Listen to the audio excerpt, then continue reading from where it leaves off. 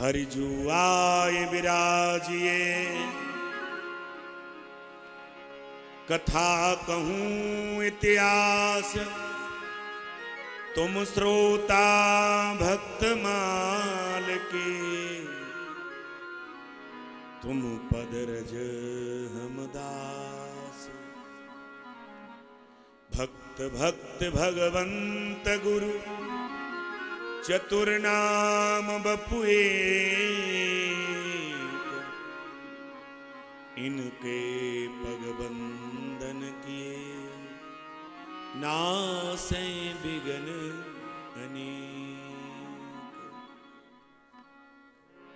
ठाकुर राधा प्रचंद बिहारी लाल भक्तमाल के 61वें छंद में श्री नाबाजी महाराज भक्त रविदास रैदास जी के चरित्र को कहते हैं। भैया मधुर श्याम, इसी कलिकाल में सम्मत 1371 के मध्य स्वयं राम जी का अवतार हुआ बनारस में। जो रामानंद स्वयं रामो प्रादुर्भूतिर्महीतली, स्वयं राम जी ही जगतगुरु रामानंदाचार्य बन करके और इस धराधाम पर पधारे। ठाकुर जी इन जगतगुरु रामानंदाचार्य जी के 12 शिष्य थे। भैया ये 12 के 12 शिष्य कोई और नहीं थे, ये ठाकुर जी के साथ नित्य रहने वाले सखा थे। आदरणीय वैद्य जी, ये कबीर जी है ना, कबीर जी। दुनिया कहती है मुसलमान थे, ये थे, नहीं, हमारे कबीर जी स्वयं प्रहलाद जी थे। हाँ, ये प्रहलाद नारद पराशर पुंडरीक व्यासाम्बरीश सुख सौनक भीष्मदालभ्याम रुकमांगदार्जुन विभीषण एतिमानी सप्तैतिका भागवत स्मरामि। ये 7 महाभागवत और हमारी नवदा भक्ति के जो 9 आचार्य हैं ना, जो श्री कृष्णम श्रवणे परीक्षद भवद वैयास के कीर्तने प्रहलाद स्मरणे तदग्र चरणे लक्ष्मी प्रथु पूजने, जो नवदा भक्ति के जो 9 आचार्य हैं, इन 9 के 9 आचार्य और 7 भागवत इसी कलिकाल में पृथ्वी पर अवतरित हुए। महाराज जी, जगतगुरु रामानंदाचार्य जी काशी में गंगा जी के 80 घाट पर अपने 12 शिष्यों के साथ विराजमान होकर के और शालिग्राम भगवान की सेवा करते। इनके एक शिष्य थे, उनका नाम था ब्रह्मचारी जी। बहन जी ध्यान देना, ये ब्रह्मचारी ब्राह्मण बालक थे तो साक्षात धर्मराज ही, लेकिन जगतगुरु रामानंदाचार्य जी के समक्ष इनका एक ब्राह्मण कुल में जन्म हुआ और ब्रह्मचारी कह करके इनको जाना जाता था। महाराज जी, जगतगुरु रामानंदाचार्य जी ने इन ब्रह्मचारी जी को काशी में भिक्षा मांगने की ड्यूटी लगा दी थी। ये घर घर से आटा मांग करके लाते थे और फिर जगतगुरु रामानंदाचार्य उस आटे से प्रसादी बना करके और फिर ठाकुर जी का भोग लगाते।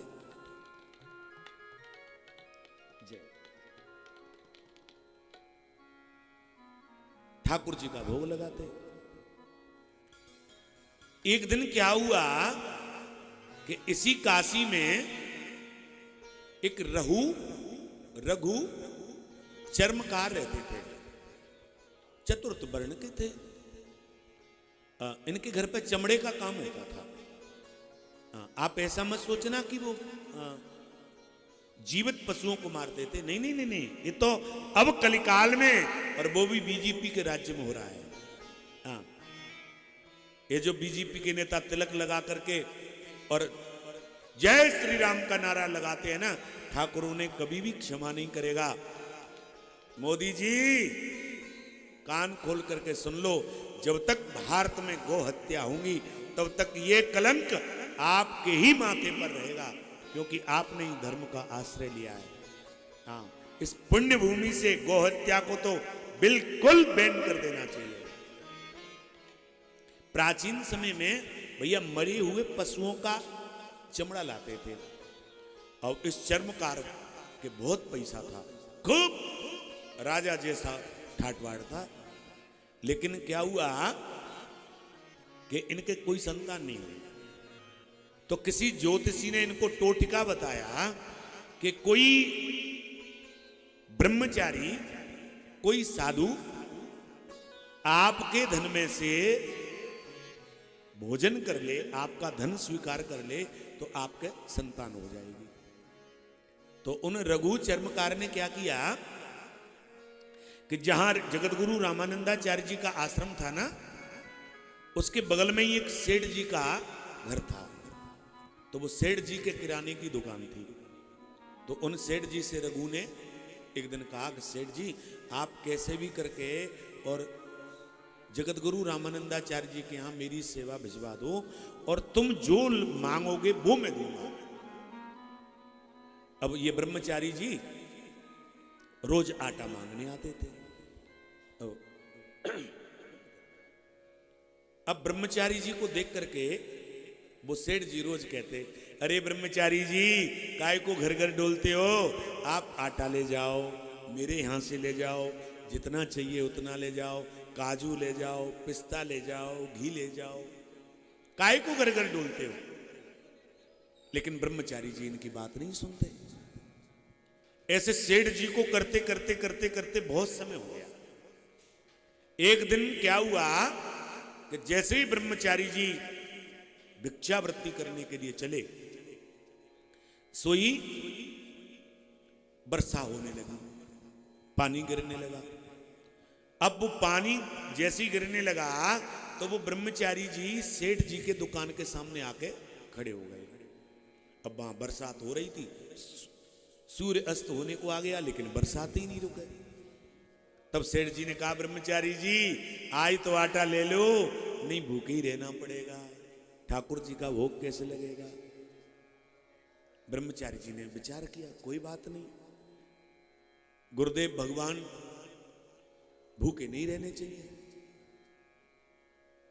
एक बात कहूं, वेद भगवान कहते हैं कि जीवन में या तो गुरु बनाओ मत, और गुरु बनाया ना तो फिर उनका स्वप्न में भी तिरस्कार नहीं होना चाहिए। आज गुरु आज्ञा गरीयसी, गुरु जी की आज्ञा को सबसे बड़ी संसार की आज्ञा मानना चाहिए। और भैया वैष्णव जनों, सर्व मंत्रमयो गुरु, अपने मंत्र राज को सबसे बड़ा मानना चाहिए। मेरे गुरु जी ने जो मंत्र दिया वो सबसे बड़ा मंत्र, सबसे बड़े सिद्ध मेरे गुरु जी। हाँ, एक और आपके चरणों में प्रार्थना करूं, भक्तमाल है, आप सब मेरे बड़े गुरु भाई हो, अपने गुरु जी के बराबर पृथ्वी पर किसी भी संत और सिद्ध की तुलना नहीं करनी चाहिए। सबसे बड़े सिद्ध, सबसे बड़े जानकार मेरे गुरुदेव भगवान, मेरे गुरु जी के बराबर कोई नहीं। हाँ, सब मंचनते मंचेक सुंदर विशद विशाल, गुरु सहित दो बंधुवर बैठा रे महिपाल। बोलिए भागवत भगवान की जय हो, संत भगवान की जय हो। आइए आइए महाराज जी, आओ आओ भैया आसन दे दे, कुर्सी मंगवाओ। बोलिए संत भगवान की जय हो। जय। आपके चरणों में प्रणाम ब्राजी। महाराज जी, स्वप्न में भी गुरु निंदा नहीं सुननी चाहिए, क्योंकि हरिहर निंदा सुने जो काना, और होए पाप गौ घात समाना। प्रेम से बोलो जय श्री। महाराज जी, ब्रह्मचारी जी ने जान के नहीं अनजान के अपराध कर दिया। क्या किया कि सेठ जी से आटा ले लिया। अब मंदिर में आए, जगतगुरु रामानंदाचार्य जी ने ठाकुर जी का भोग बनाया। अब भोग पाने के लिए प्रतिदिन सर्वेश्वर प्रभु पधारते थे, सालिग्राम भगवान थे ना, तो जगत गुरु के भाव में प्रतिदिन ठाकुर जी आते थे। लेकिन आज भगवान भोग पाने नहीं आए, भोग पाने नहीं आए। और कुछ गुरु जी का तो अपमान हुआ सो हुआ ही, लेकिन आज उन रघु चर्मकार के भी पुण्य का उदय होना था। अब ठाकुर जी भोग पाने नहीं आए, तो जगत गुरु जी ने ब्रह्मचारी जी से पूछा, ब्रह्मचारी जी आज आप आटा कहां से मांग के लाए? ब्रह्मचारी जी हाथ जोड़ के बोले गुरु जी, मैं झूठ तो बोलता नहीं, ब्राह्मण हूं मैं। ये जो बगल में वैश्य का परिवार है ना, उनके यहां से लाए। गुरु जी ने ध्यान में देखा, ब्रह्मचारी से कहा, नहीं नहीं ब्रह्मचारी, वैश्य का धन तो पवित्र होता है, वो तो सेवा में लेने के लिए होता है, लेकिन ये आप कहीं से दूषित अन्न ले आए। गुरु जी ने ध्यान में देखा, जाकर के देखा, ब्रह्मचारी से कहा, ब्रह्मचारी ये रघु चर्मकार का अन्न था और आपने झूठ बोल करके हमको पवा दिया। जाओ, हम तुम्हें साप देते हैं कि तुम्हारा जन्म अब रघु चर्मकार के घर पर ही होगा। अब ब्रह्मचारी जी चरणों में गिर गए। क्या कहें, गुरु आज्ञा। महाराज जी, इधर में ब्रह्मचारी उस ब्राह्मण शरीर पूरा हुआ, और वही ब्रह्मचारी जी आज संत भगवान की कृपा से रघु चर्मकार के घर पर पधारे। महाराज जी, विक्रमी संवत 1371 में इनके पिताजी का नाम था रघु चर्मकार और माताजी का नाम था गोपनिया। और ये माघ शुक्ला जो पूर्णिमा आएगी ना, अभी एकादशी के बाद जो पूर्णिमा आएगी, इसी माघ शुक्ला पूर्णमासी को ब्रह्मचारी जी उस रघु चर्मकार के घर पर जन्म लेकर के पधारे। बोलिए भक्तवत्सल भगवान की जय हो। महाराज जी जन्म हो गया। रघु चर्मकार पैसे वाला तो था ही, खूब बेटे का उत्सव मना, खूब प्रसन्नता हुई। लेकिन हुआ क्या कि ये बेटा जन्म तो ले लिया, लेकिन गोपनिया का दूध ही नहीं पिए, दूध ही नहीं पिए। अब गोपनिया डर गई कि जब बच्चा दूध ही नहीं पिएगा तो ये जीवित कैसे रहेगा। बड़े रघु और गोपनिया बड़ी दुखी होने लगे, क्या करें क्या करें। इधर में जगत गुरु जी को पता चला, क्योंकि वो तो रामानंद स्वयं रामो प्रादुर्भूतेर महितली, वो तो स्वयं भगवान ही तो प्रकट हुए थे। आज ब्रह्मचारी जी के कारण जगत गुरु जी जहां चतुर्थ वर्ण के लोग रहते थे, चर्मकारों की नगरी थी, वहां बिना बेचारे ही सीधे रघु चर्मकार के घर पहुंच गए। महाराज रघु चर्मकार तो देखते ही रह गया, और ये कहां तो यहां ब्राह्मण भी इस गली में मोहल्ले में होके नहीं निकलते थे, आज जगत गुरु। महाराज जी रघु चर्मकार ने गैया का गोबर मंगा करके और गैया के गोबर से चौकूटा लीपा और उस पर गौमूत्र छिड़क करके और कंबल का आसन दे करके जगत गुरु को विराजमान किया। दोनों पति पत्नी ने दंडवत प्रणाम करके और हाथ जोड़ के चरणों में प्रणाम की। जगत गुरु जी ने कहा, को भैया क्या समाचार हैं? बोले, प्रभु बेटा तो हो गया आपकी कृपा से, लेकिन वो दूध नहीं पीता। तो जगत गुरु जी ने कहा कि आप ऐसा करिए कि इस बच्चे को मेरे पास में सुला दो और मुझे एकांत दे दीजिए, मुझे एकांत में छोड़ दो। अब जगत गुरु जी के पास में बच्चे को सुला करके रघु और गोपनिया दूर चले गए। जगत गुरु जी ने पूछा, ओ ब्रह्मचारी जी, दूध क्यों नहीं पीते हो? जब जन्म हो गया तो वो माता पिता का दूध तो पीना चाहिए। तो ब्रह्मचारी जी ने कहा, गुरुदेव अपराध तो मैंने कर ही दिया, लेकिन मुझे अभक्त और अवैष्णव के हाथ से मेरी सेवा मत करवाओ। इनके गले में तुलसी की माला नहीं है, ये भगवान का नाम नहीं लेते, इनके मस्तक पर तिलक नहीं है, मैं कैसे दूध पीऊं? ठाकुर, आज उन ब्रह्मचारी जी के कारण जगत गुरु रामानंदाचार्य ने उन रघु चर्मकार और गोपनिया को भी वैष्णव बना दिया। बोलिए भागवत भगवान की जय हो। उन रघु चर्मकार को 12 तिलक लगा दिए और कंठी दे दी, और गोपनिया को भी कंठी दे दी, कान में मंत्र दे दिया। अब तो खूब रघु चर्मकार और गोपनिया ठाकुर जी का कीर्तन करने लगे, भजन करने लगे। इधर में इनका इस ब्रह्मचारी को भी जगत गुरु जी दीक्षा दे आए थे और नाम रख दिया था रविदास। रैदास तो पीछे बनेंगे अभी। अब थोड़े से बड़े हुए, 4 वर्ष के हुए, तो क्या करते कि पिताजी की तिजोरी खुली रह जाती तो उसमें से जितनी हाथ में असरपी आती उसे लेकर के बाजार में आ जाते और साधुओं की सेवा करते। जिन महात्मा का कमंडल फूट जाता कमंडल दिला देते, जिनकी पादुका टूट जाती उनको पादुका दिला देते, जिनकी वस्त्र फटे होते उनको वस्त्र दिला देते। अब रघु चर्मकार को पता नहीं था। माता जरूर समझती थी, इनकी जो मैया थी गोपनिया, वो जरूर समझती थी, पर ये नहीं पता था कि ये असरपी ले जाता है। उन्होंने समझा काजू बादाम बतासे आदि ले जाता हो।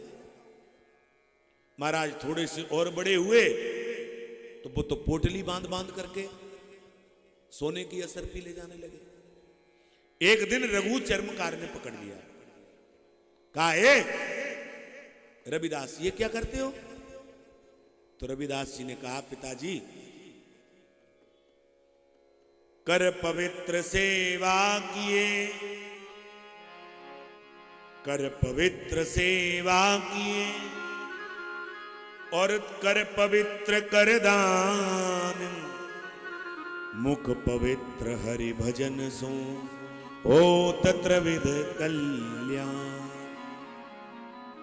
पिताजी, आपके पास में इतना धन है, इसका क्या करोगे? इसे साधु सेवा में लगा दो, कोई भी आपकी छाती पे धरने वाला नहीं है। अब तो रघु को चिंता हो गई कि भैया ये तो चोरी करता है। एक दिन गोपनिया से कहा कि गोपनिया, तेने मुझे बताई नहीं, ये तो चोरी करता है, और चोरी करके मेरी पूरी तिजोरी खाली कर दी। इतनी सोने की असरपी किसको दे आया ये? गोपनिया ने कहा, महाराज कोई बात नहीं है, छोटा है, बच्चा है, ऐसा करो इसकी शादी कर दो। महाराज जी, गुरुदेव भगवान ने आज कृपा की और वो रविदास मैया का दूध पी करके बड़े हुए, चोरी करते। साधु सेवा पूर्व जन्म का ही संस्कार था। एक दिन रघु चर्मकार को पता चल गया, शादी होने के बाद भी चोरी करते बहन जी। तो इनको लेकर के इनकी पत्नी और रविदास को घर से निकाल दिया। बोले जाओ घर से निकलो, चोरी करते हो, ऐसे बच्चे की हमें कोई आवश्यकता नहीं है। अब ठाकुर जी के जो भक्त होते हैं ना, वो तो प्रत्येक वस्तु को ठाकुर की कृपा मानते हैं। संतों में रुचि थी। अब भैया बनारस में, काशी में, बीच बाजार में जहां गंगा जी को रास्ता जाता है, वहां एक तम्बू तान करके रोड पे चटाई बिछा ली और घर में जूता जोड़ने का काम होता था तो वो तो सीख ही गए थे, वहां सड़क पे बैठ करके जूता जोड़ते। पत्नी भी, शादी तो छोटी अवस्था में हो गई, लेकिन पत्नी भी, रविदास तो थे सो थे ही, रविदास तो 19 और इनकी पत्नी इनसे भी 21। जब माता पिता ने घर से निकाल दिया तब रविदास जी ने कहा कि माता पिता ने घर से निकाल दिया, अब कहीं रहने को जगह है नहीं, अगर तुम्हारा मन हो तो अपने माता पिता के तुम चली जाओ। जब ऐसी कोई अवस्था भी नहीं थी, 10-11 वर्ष के थे। तो पत्नी ने कहा कि महाराज मेरे माता पिता ने तो मिलकर के आपको कन्यादान कर दिया, अब हम आपको छोड़ के कहीं नहीं जाएंगे। हाँ, वहीं रोड पे तम्बू तान करके और जूता जोड़ने का काम करते। साधुओं के जूता बनाते और जो पैसा शाम को आता उससे कहीं वैष्णव दिख जाते, उनकी सेवा कर देते। इधर में ठाकुर जी को पता चला कि माता पिता ने घर से निकाल दिया और जूता जोड़ता है, वो भी जूता में पैसा आता है, सब साधुओं को दे देता है, कैसे व्यवस्था होगी। सो एक साधु का रूप धर करके ठाकुर जी और रविदास जी के पास पधारे। कहा भैया रविदास? बोले हाँ महाराज जी। अरे बोले मेरी पनैया टूट गई, आप सिलोगे? बोले हाँ महाराज जी। तो रविदास जी तो संत को देखते ही दूर जा करके अपने हाथ से जूता खोलते और खोल करके उसे अपनी जो कंधे पर साफी डालते थे उससे पोंछ करके साफ करके और फिर उसमें जो धूली होती थी उसको अपने मस्तक पर झाड़ते और फिर जूता बनाते। और ठाकुर स्वयं संत बन करके पधारे, जूता जोड़ा।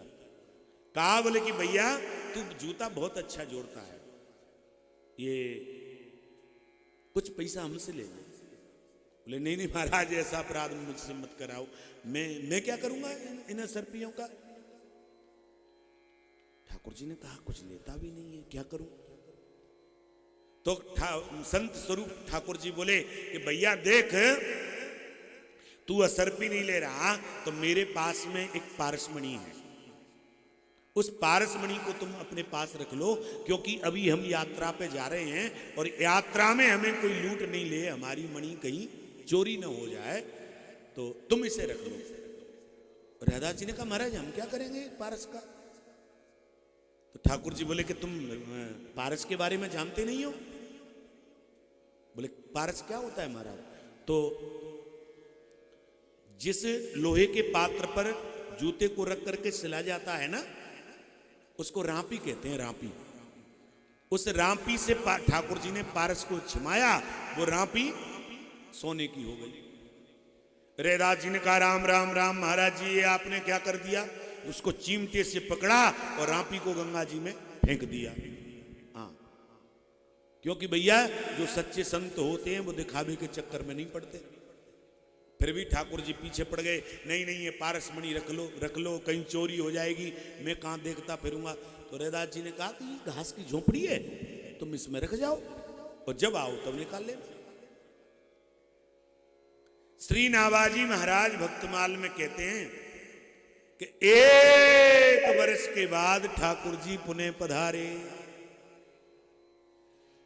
1 वर्ष के बाद ठाकुर जी ने विचार किया कि अब तो हीरा और मोतियों के महल बन गए होंगे रैदास जी के, अब तो धन की कोई कमी नहीं रही होगी, चलूं देखूं।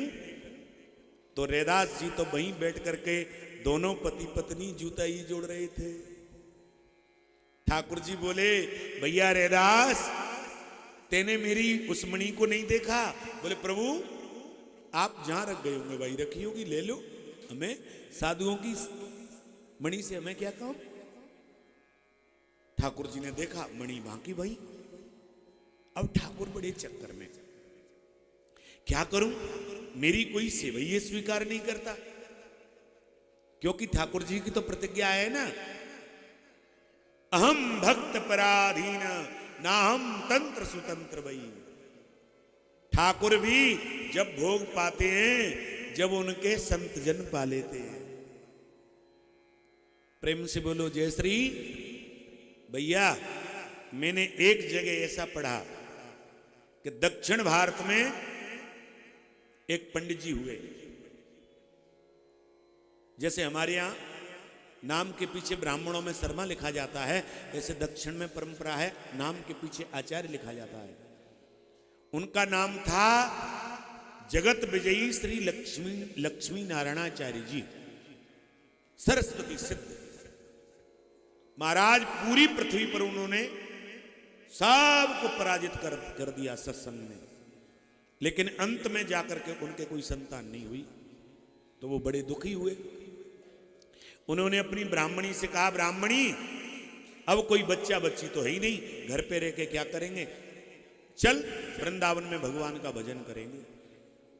अब दोनों पति पत्नी वृंदावन आ गए, जमुना जी के किनारे ठाकुर जी का भजन करने लगे। अब पढ़े लिखे तो थे ही, सरस्वती सिद्ध आदरणीय, ऐसे ऐसे ऐसे मंत्र बोले उन पंडित जी ने कि मात्र 1 महीना में ही ठाकुर जी की बंसी बजने लग गई। केवल 1 महीने में ठाकुर जी प्रकट हुए, बरम रूही वरदान मांग। तब पंडित जी बोले, प्रभु मुझे कुछ नहीं चाहिए, ध्यान देना आप मेरी बात पर, भक्तमाल में बैठे हैं। पंडित जी ने कहा, प्रभु मुझे कुछ नहीं चाहिए, केवल आप मुझे अपना बना लो, केवल आप मुझे अपना बना लो। ठाकुर जी ने कहा, भैया पंडित जी आप पढ़े लिखे हो, कोई वृंदावन का संत, निम्बार्क संप्रदाय का संत माला झोरी हाथ में लेकर के तेरा हाथ पकड़ करके कह दे कि तू मेरा है, उस दिन समझ लेना कि ठाकुर राधा वृचंद बिहारी ने कह दिया कि तू मेरा है। उसी दिन समझ लेना कि ठाकुर राधा वृचंद बिहारी लाल ने कह दिया कि तू मेरा है। कोई ब्रज का रसिक संत तुझसे कह दे कि तू मेरा है। अब रविदास जी जगत गुरु जी के दिए हुए शालिग्राम भगवान की सेवा करते थे। ठाकुर जी से पारसमणि नहीं ली तो ठाकुर जी ने कहा, अब क्या करूं मैं, अब क्या करूं। तो ये दोनों पति पत्नी जैसे ही शालिग्राम भगवान को सर्वेश्वर प्रभु को सेन कराते, तो सवेरे ही सर्वेश्वर प्रभु के पास में 10 मोहर सोने की मिलती थी। एक दिन रैदास जी ने देख लिया, पत्नी को बुलाया, अरे सुन रही है, देख देख देख ये माया कहां से आ गई। उन 10 मोहरों को चिमटा से पकड़ करके और चिमटी के सहित ही गंगा जी में फेंक देते। हाँ, अब 10-20 दिन ऐसा हुआ, रोज रोज मोहर निकलने लगी। तो एक दिन अपनी पत्नी से कहा, देवी, रविदास जी ने, देवी, बोले हाँ प्रभु, बोले तू कहे तो सर्वेश्वर प्रभु को ही ठंडा नहीं कर दूं। हाँ, ये रोज रोज 10 मोहर दे करके मुझे मेरे मन को ललचाते हैं। हाँ, बोले महाराज जी सही कह रहे हो। तो दोनों पति पत्नियों ने ठाकुर जी को सिंहासन के सहित उठाया और जैसे ही गंगा जी में पधराने लगे, चतुर्भुजी प्रभु प्रकट हो गए। भैया भैया भैया, तो मेरी सौगंध है, तो मेरी सौगंध है, तुम वो गंगा जी में मत पधरवावे। तो बोले कि प्रभु गंगा जी में खड़े होके कहो कि आज के बाद तो मोहर नहीं दोगे। ठाकुर जी के नेत्र सजल हो गए। कहा, रैदास फिर कैसे सेवा चलेगी, संत सेवा के लिए भी तो धन चाहिए। भैया तू दिन भर जूते जोड़ करके जो सेवा करता है, उस सेवा के बदले में भी तो कुछ देना चाहता हूं। रैदास जी ने कहा प्रभु आज के बाद मोहर देना बंद कर देना, तो ही मैं पास में रखूंगा, नहीं तो गंगा जी में आज ही पधरामनी कर देता हूं। ठाकुर जी बोले भैया नहीं देंगे। अब सर्वेश्वर प्रभु को दोनों पति पत्नी वापस ले आए। प्रेम से बोलो जय श्री। एक दिन क्या हुआ कि एक वैसे रैदास जी का चरित्र तो बहुत बड़ा है, कम से कम 3 दिन के लिए मुझ जैसे ब्राह्मण को हो तब पूरा हो।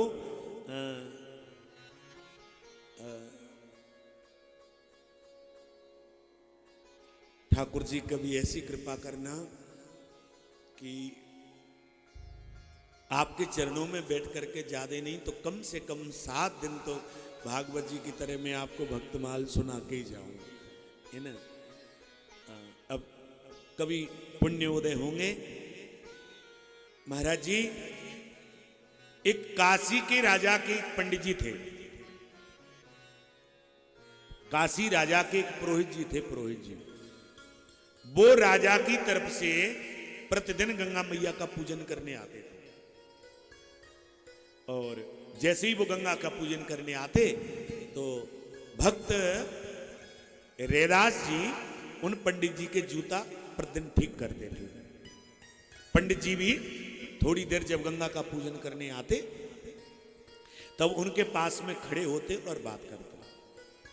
लेकिन रोज रैदास जी से पंडित जी कहते, रैदास जी आप गंगा जी में स्नान करने चला करो ना, आप गंगा जी क्यों नहीं जाते हो, आप गंगा जी में चलो ना। तो एक जो कहावत है ना वो रैदास जी से प्रकट हुई है, मन चंगा तो कटोटी में गंगा। हाँ, मन चंगा तो कटोटी में गंगा। रैदास जी कहते महाराज गंगा जी जाके क्या करेंगे, हम चतुर्थ वर्ण में जन्म हुआ है और महाराज मैं जब मैं स्नान करने जाता हूं, जब आप ब्राह्मण संत कोई वहां नहीं होता है ना, तो चुपचाप आधी रात्रि को मैं स्नान कर जाता हूं। अब एक दिन क्या हुआ, ठाकुर जी ब्रजचंद बिहारी, एक दिन क्या हुआ कि सोमवती अमावस्या पड़ी चैत्र के महीना में। तो उस चैत्रीय सोमवती अमावस्या को गंगा जी में सब लोग स्नान करने आते हैं। संसार का कैसा भी जीव हो सभी आते हैं। तो उन पंडित जी ने रविदास जी से कहा, भैया रविदास तो मेरी सौगंध है, आज चैत्रीय सोमवती अमावस्या है, तू गंगा जी को स्नान करने चल। रैदास जी चरणों में गिर गए, कहा पंडित जी नहीं नहीं मैं नहीं जाऊंगा, क्योंकि ब्राह्मण पहले ही हमारा विरोध करते हैं संत जन। आज आप एक काम करना। बोले क्या? बोले कि चैत्रीय अमावस्या है सोमवती, तो मेरे पास ये 2 केला हैं, ये आप राजा का पूजन करो ना, तब 2 केला आप गंगा मैया को हमारी तरफ से भी अर्पण कर देना। अब पंडित जी दोनों केलाओं को लेकर के गंगा जी पे आए। जैसे ही गंगा मैया पे आए, पहले राजा की तरफ से पूजन किया और फिर वो केला लेकर के गंगा मैया से कहा, गंगा मैया ये 2 केला रैदास ने भी दिए हैं। ठाकुर जी जैसे ही उन पंडित जी ने उन केलाओं को गंगा मैया को दिया, वहां तो एक अद्भुत लीला हो गई। क्या? स्वयं गंगा मैया प्रकट होकर के और अपने दोनों हाथ ऊपर कर दिए रविदास जी के केला लेने के लिए। पंडित जी ने दोनों हाथों को देखा कि दोनों हाथों में गंगा मैया ने केला लिए, हाथों में मेहंदी रची हुई है और सुंदर कंगन गंगा मैया पहनी हुई है। गंगा मैया ने दोनों हाथों में केला लेकर के और जो हीरा जवाहरात का जड़ा हुआ जो कंगन था उसे अपने हाथ से उतार करके और पंडित जी को दिया गंगा मैया ने। कहा, बोले पंडित जी, बोले हाँ गंगा मैया, बोले या कंगन को तुम रैदास को दे देना। और कहना रैदास जी ये गंगा मैया ने आपके लिए प्रसादी भेजी है।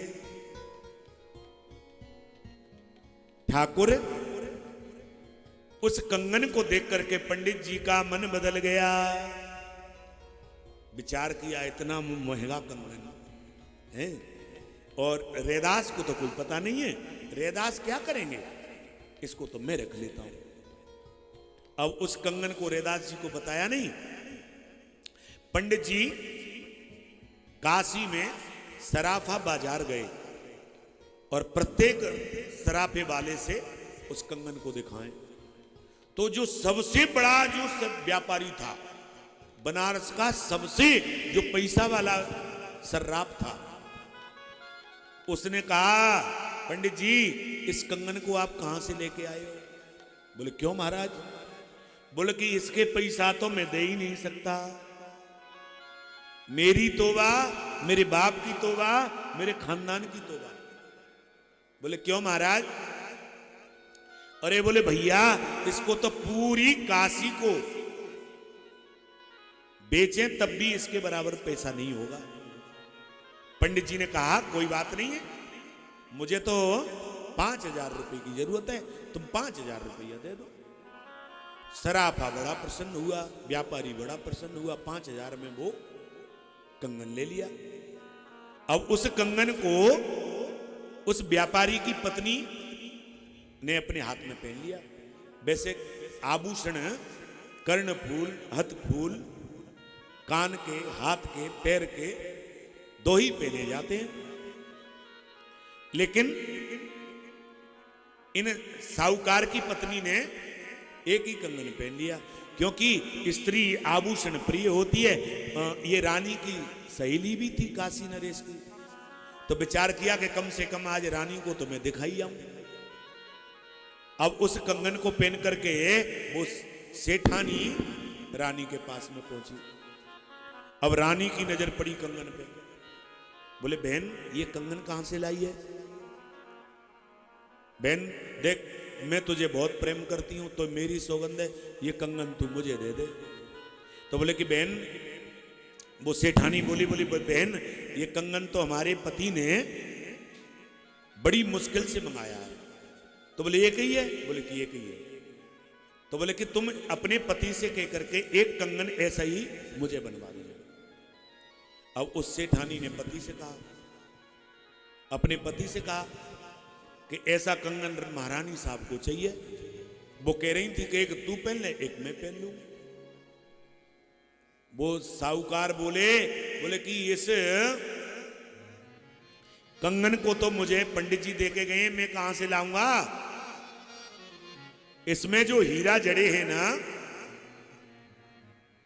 ये कोई साधारण हीरा नहीं है, ये तो अलौकिक दिव्य देवताओं का बना हुआ कंगन है। तो साहूकार चरणों में गिर गए राजा के में। बोले कि नहीं महाराज मैं नहीं बना सकता। राजा ने पूछा कि तो फिर तुमने ये कंगन लाए कहां से? तो साहूकार ने डर के मारे कह दिया कि पंडित जी से दिया। अब पंडित जी को सभा में उपस्थित होना पड़ा। राजा ने कहा पंडित जी जो एक कंगन आप बाजार में बेच के आए हो, उसका दूसरा वाला कंगन आपके घर में होगा, उसे आप हमारी रानी को दे देना। अब पंडित जी तो पसीना पसीना, महाराज ये कंगन की बात अभी भी खत्म नहीं हुई है, फिर भी ये प्राण खाने आ गई। पंडित जी ने कहा महाराज हमारी दादी जी के हाथ का एक ही कंगन था। राजा ने कहा पंडित झूठ मत बोल, कंगन कर्णफूल 2 होते हैं, एक नहीं होते हैं, कल चुपचाप ला देना। पंडित जी ने तो सत्य कहा, महाराज जी मेरे घर में है ही नहीं। राजा ने कहा तुम्हारी नौकरी भी जाएगी और कंगन नहीं लाए तो सवेरे ही दीवाल में भी चुना जाएगा। अब पंडित जी चक्कर में पड़ गए, क्या करें? पूरी रात नींद नहीं आई। सवेरे ही पंडित जी गंगा मैया के स्नान करने गए। रात्रि में ही बुखार आ गया। स्नान करने से पहले रैदास जी के पास गए। रैदास जी ने प्रणाम किया, महाराज जी दंडोत, क्या बात है 7-8 दिन से आपका दर्शन ही नहीं हो रहा था, क्या गंगा मैया का पूजन करने नहीं आते थे क्या? पंडित जी तो जोर से रो करके और रैदास जी के चरणों में गिर गए। कहा महाराज रैदास जी एक बहुत बड़ी गलती हो गई, तुम मुझे क्षमा कर देना। रैदास जी ने कहा क्या हुआ?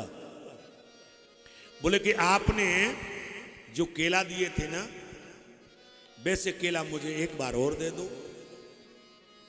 अब मन की बात नहीं कहे। रैदास जी ने कहा कि आज तो केला मेरे पास है नहीं, उस दिन तो कोई दे गया था इसलिए मैंने आपको दे दिए। अब पंडित जी और जोर से रोने लगे। नहीं नहीं रैदास जी दे दो, कोई बात नहीं है। रैदास जी ने कहा महाराज सत्य बताओ बात क्या है? बोले कि जिस दिन आपने केला दिए थे ना, वो केला मैंने गंगा मैया को दिए तो गंगा मैया का हाथ प्रकट हुआ और उनके हाथ में जो कंगन था वो खोल करके मुझे दिया और कहा कि इसे रैदास जी को दे देना। रैदास जी मैंने बेईमानी से तुम्हें वो कंगन नहीं दिया। अब वो कंगन राजा के पास पहुंच गया और राजा कहते हैं कि तो दूसरा कंगन ले आओ, नहीं तुम्हें हम जिंदे दीवाल में चुना देंगे। रैदास जी ने कहा नहीं नहीं ऐसा नहीं होगा, मेरे जीते रहे मेरे जीवित किसी संत और ब्राह्मण की हत्या नहीं हो सकती। पंडित जी रो मत, दुखी मत हो, मैं आपको दूसरा कंगन भी दे देता हूं। तो रैदास जी सूखा चमड़ा लाते थे। आपने जूता बनते देखे होंगे, एक पत्थर का खटोटा होता है जूता बनाने के वाले के पास में, उसको खटोटी ही कहते हैं, जिसमें चमड़ा भिगोते हैं। उस खटोटी में हाथ डाला रैदास जी ने और कहा गंगा मैया ये पंडित जी बहुत दुखी हो रहे हैं, इनके प्राण निकलने वाले हैं। हे गंगा मैया अगर मैंने सच्चे मन से संतों की सेवा की हो तो गंगा मैया आप दूसरा कंगन भी मुझे दे दो। सो झट से ऊपर हाथ किया और वैसा ही कंगन निकाल करके पंडित जी को उस खटोटे से में ही रैदास जी ने दे दिया। तभी से कहावत बनी, मन चंगा तो खटोटे में गंगा। अब तो पंडित जी ने जाके वो कंगन दिया और सब बताया कि ऐसे ऐसे रैदास जी ने खटोटे में ही से गंगा निकाल दी। अब तो रैदास जी की काशी में बड़ी प्रशंसा होने लगी। प्रेम से बोलो जय श्री। एक दिन क्या हुआ कि काशी के जो राजा थे उन्होंने विचार किया कि रैदास जी को मैं यहां अपने राजभवन में बुलवा करके उनकी सेवा करता हूं। इतने में ही क्या हुआ कि काशी के जो ब्राह्मण थे वो सब के सब मिलकर के आए और राजा से कहा कि आप रैदास जी के घर में से निकालो। बोले क्यों? बोले कि चतुर्थ वर्ण के होकर के भी ठाकुर जी की सेवा करते हैं। तो रैदास जी को बुलावा भेजा। राजा ने कहा कौन रैदास जी आप ठाकुर सेवा करते हो? रैदास जी ने कहा महाराज हम वेद तो पढ़ते नहीं है, हम श्री सूक्त पुरुष सूक्त का तो पाठ करते नहीं है, हमारे पास तो ये सालिग्राम है और भगवान की सेवा करने का तो सबको अधिकार है। वो काशी के पंडित बोले कि नहीं आप इन भगवान को गंगा जी में फेंक दो। राजा ने कहा कि मैं इन भगवान को अपनी गोदी में रख लेता हूं और पंडित जी पहले वेद मंत्र आप पढ़ो, अगर आपके मंत्र से प्रसन्न होंगे तो ठाकुर जी आपकी गोदी में चले जाएंगे। और फिर रैदास जी मंत्र बोलेंगे। अगर रैदास जी के पास चले गए तो फिर रैदास के ही भगवान है। अब पंडित जी ने श्री सूक्त, पुरुष सूक्त, अष्टाध्यायी, रुद्राष्टाध्यायी सब बोल बोल करके थक गए, लेकिन ठाकुर जी हिले तक नहीं। तब काशी के राजा ने रैदास जी से कहा दीदी रैदास जी नामदेव जी की तरह ही एक तारे पे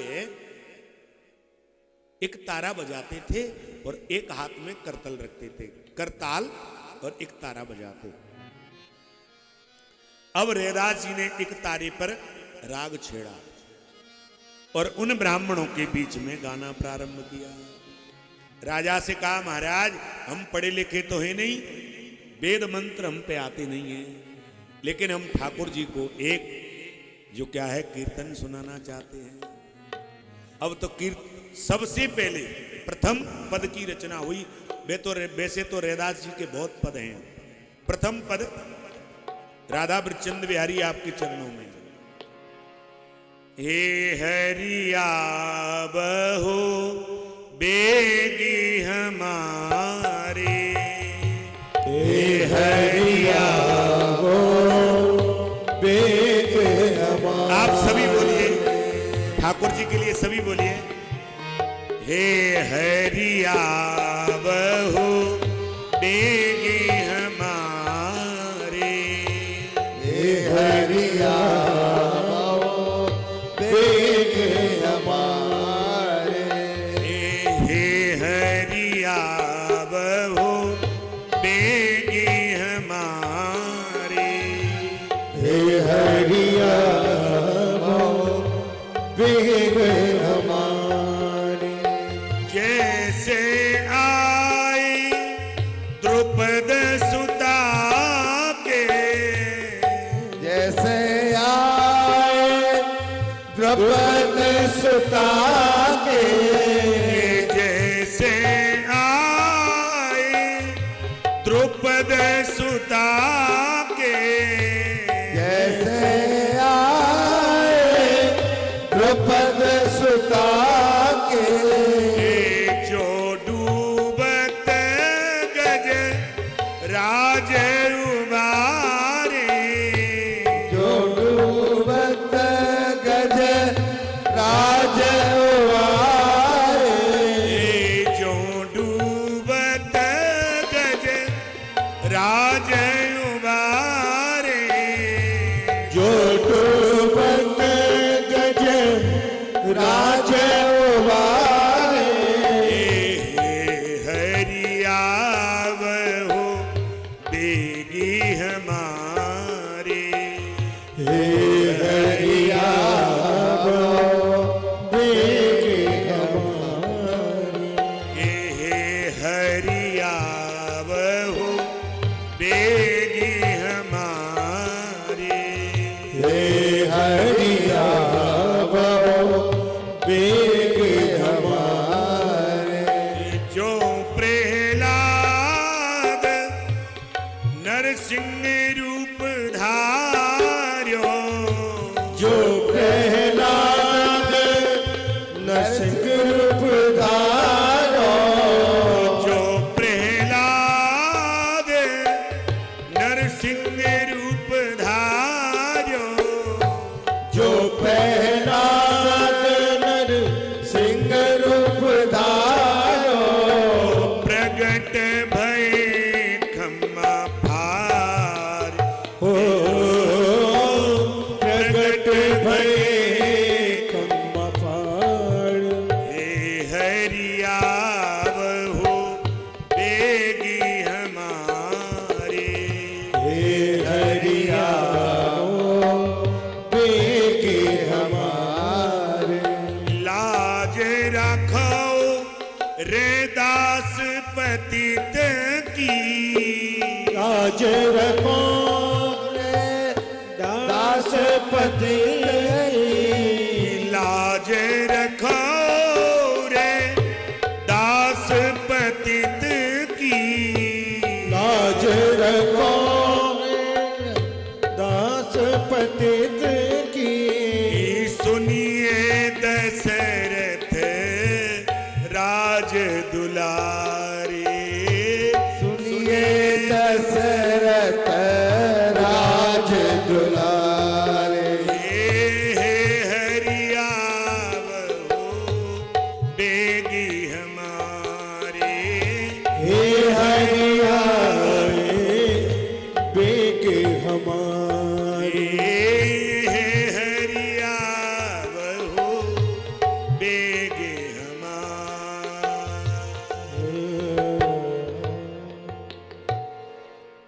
भैया संतो, श्री नाभाजी महाराज भक्तमाल में कहते हैं कि ठाकुर जी का वो सिंहासन स्वतः ही राजा के जो गोदी में बैठे थे वो सालिग्राम भगवान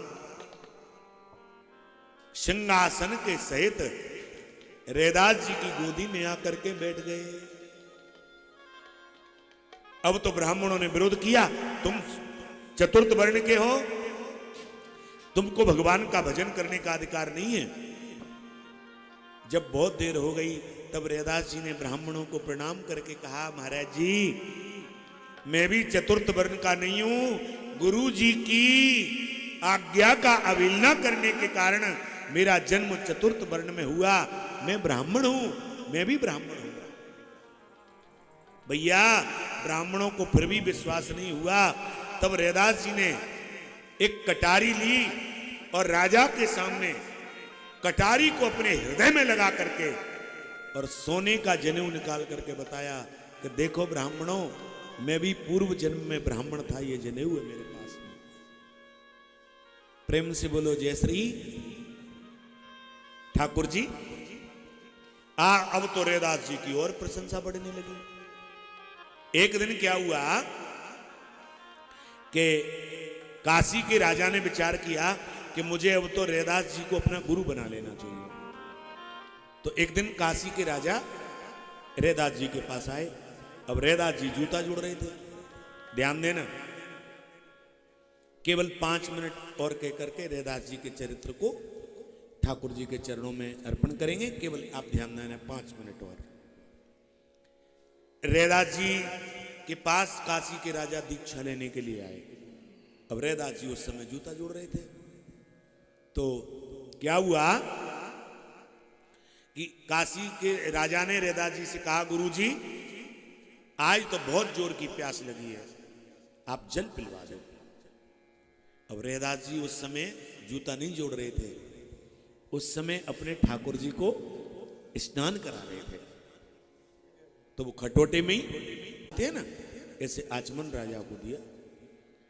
राजा ने कहा कुछ भी कहो, आखिर है तो चर्मकार चतुर्थ वर्ण का है, इन्हें इतने बड़े संत कहते हैं, बताओ खटोटे में से ही मुझे जल दे दिया।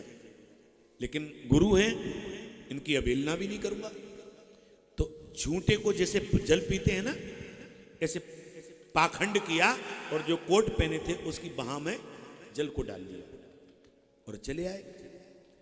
अब कोट में चमड़े का दाग लग गया, पानी का दाग लग गया। अब वो कोट राजा ने धोबी के यहां धुलने भेजा। अब धोबी उसको गंगा जी में धो रहा था, कहीं से कुछ अंश उसमें रह गए। अब बहुत धोया, वो दाग नहीं निकला, तो धोबी ने अपने दांत लगा करके उस दाग को रगड़ा। कुछ अंश धोबी के पेट में चले गए। अब तो धोबी वहीं गंगा जी के किनारे ठाकुर जी का ताली बजा बजा के कीर्तन करता। एक दिन वही धोबी राजा के वस्त्र देने आया। तो धोबी ने कहा अब उनके राजा के सेवकों से कि राजा से कह दो कि धोबी मिलना चाहता है। तो राजा क्या है, घोड़े का व्यापार कर रहे थे। तो राजा ने झूठ बुलवा दी, बोले कह देना कि राजा अभी पूजा कर रहे हैं। सेवकों ने कहा कि राजा अभी पूजा कर रहे हैं। महाराज जी जैसे ही देखा, धोबी ने नेत्र बंद किए और कह दिया, बोले भैया राजा से कह देना पूजा नहीं कर रहा है, घोड़े का व्यापार कर रहा है खड़े होकर के। अब तो राजा चक्कर में पड़ गए, भैया ये तुझे कैसे? बोले कि महाराज आपके कोट में एक दाग लगा था और उसको मैंने मुंह में डाला, उसी से ठाकुर जी की कृपा हो गई। अब तो राजा को पता चला कि कहीं वो कृपा गुरुदेव भगवान ने मेरे ऊपर की, इस धोबी पर तो नहीं चली गई। महाराज बहुत पछताया।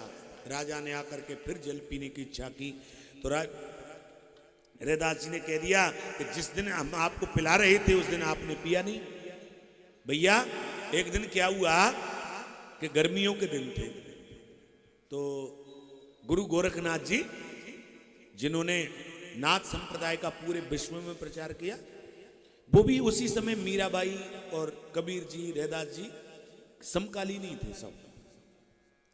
तो गुरु गोरखनाथ जी भी एक दिन कबीर रैदास जी के पास आए और गर्मी के दिन रैदास जी से कहा, रैदास भैया बहुत जोर की प्यास लग रही है, हमें पानी पिला दे। तो रैदास जी ने गुरु गोरखनाथ जी पर भी कृपा की। लेकिन भैया वेद भगवान कहते हैं आरती अधिकारी जन पावे, अधिकारी होते हैं वही उस वस्तु को ग्रहण करते हैं। जब हमारे गुरुजी थे हम लोगों को समझाते तब इस खोपड़ी में छेद हो रहा था, समझ में नहीं आता था, है ना। इतनी बुद्धि आज है, उस समय होती तो न जाने आज कैसा हीरा बना होता ये शरीर, है ना। पर जब समझ में नहीं आता, रैदास जी ने गुरु गोरखनाथ को उसे खटोटी में से पानी लेकर के दिया। अब गुरु गोरखनाथ एक लकड़ी का खप्पड़ रखते थे, उस खप्पड़ में पिया नहीं, बोले कह रे ये कहते हैं भक्त भक्त भक्त कायगा भक्त, चमड़े का पानी मुझे पिला दिया।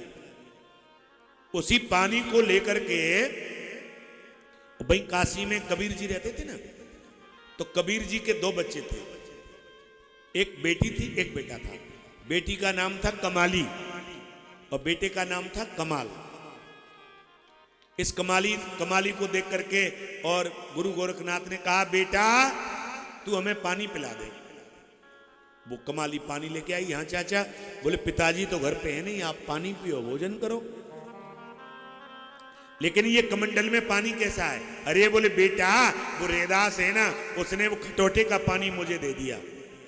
अब कमाली तो जानती थी भाई, कबीर की बेटी थी ना, पहुंचवान एक संत की बेटी थी। उसने कहा चाचा इस पानी को मुझे पिला दो। एक सांस में एक ही बार में पूरे पानी को पी गई। अब कमाली की शादी हुई मुल्तान में। एक दिन गुरु गोरखनाथ जी मुल्तान गए और वहां घर घर भिक्षा मांग रहे थे। उनके पास में एक कमंडल था जो लकड़ी का पात्र था। गुरु गोरखनाथ जी की शर्त थी कि जो उसे भर दे जो उस पात्र को भरवा देता था उसी के घर पर भोजन करते थे। अब गुरु गोरखनाथ जी मुल्तान में गली गली में आवाज लगा रहे थे, कोई भैया भोजन करा दो, कोई सेवा करा दो, कोई सेवा करा दो। अब कमाली के कान में आवाज पड़ी। कमाली ने अपने पति से कहा कि सुनते हो? बोले क्या? बोले ये फकीर जो आवाज दे रहा है ना, इसको मेरे पास ले आओ। पति ने कहा बावरी हो रही है, उनके पास पात्र है, वो किसी पे नहीं भरता, राजा भी नहीं भर सकता, तू कहां से भरेगी? अरे बोले कि तुम लाओ मैं भर दूंगी, बुला के तो लाओ।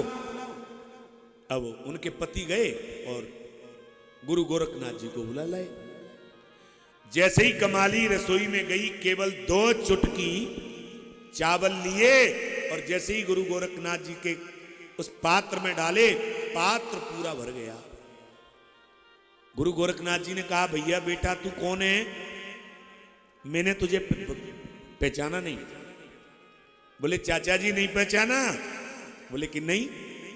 तब कमाली ने एक मंत्र बोला जिसे नाभाजी ने अपने भक्तमाल में लिखा है। कमाली हाथ जोड़ के बोली चाचा। बोले हाँ बेटा। बोले प्यासे थे तब पिया नहीं, प्याते थे जब पिया नहीं, जिन पिया पिया को जान लिया। प्यासे थे तब पिया नहीं, जिन पिया पिया को जान लिया। भटका जोगी फिरे दीवाना, बह पानी मुल्तान गया। भटका जोगी फिरे दीवाना, बह पानी मुल्तान गया। जाते थे तब पिया नहीं, जिन पिया पिया जान लिया। प्यासे पिया नहीं, जिन पिया पिया को जान लिया। प्याते थे तब पिया नहीं, जिन पिया पिया को जान लिया। प्यासे थे तब पिया नहीं, फिर पिया पिया को जान लिया। भटका जोगी फिरे दीवाना, भटका जोगी जोगी फिर दीवाना, वह पानी मुल्तान गया, वह पानी मुल्तान गया। वह पानी मुल्तान। बोलिए श्री राधा वृचंद्र बिहारी लाल की जय हो।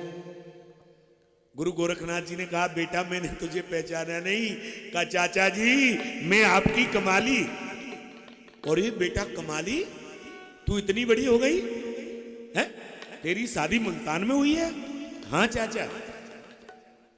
तो बेटा तेने ये मेरा पात्र कैसे भर दिया? बोले कि चाचा जिस दिन मैंने आपके कमंडल का पानी पिया था ना, पात्र तो उसी दिन भर गया। बोलिए भक्तवत्सल भगवान की जय हो। श्री राधा वृचंद्र बिहारी लाल की जय हो। जय जय श्री राधे